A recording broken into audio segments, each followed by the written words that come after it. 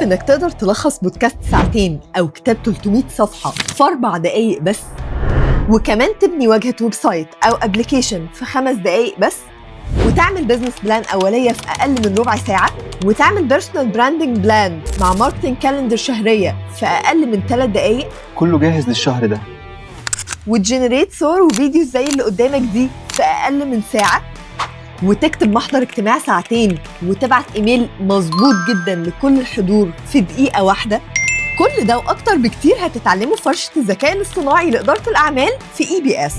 الورشة دي مش هتديك السمكة ولا حتى السنارة، دي هتعلمك تصطاد أسرع مما تتخيل، هتخليك تختصر مجهود أسبوع في ساعة من غير أي تعقيد، هتتعلم تكتب رسائل وأبحاث علمية بتوثيق مظبوط جدا، وهتعمل أبحاث سوق حقيقية من عمق الإنترنت، وتحول أي محتوى لمخططات وفيجوالز ومايند مابس، وتنفذ حملات إعلانية كاملة بصور منتجاتك وفيديوهات بكواليتي عالية جدا.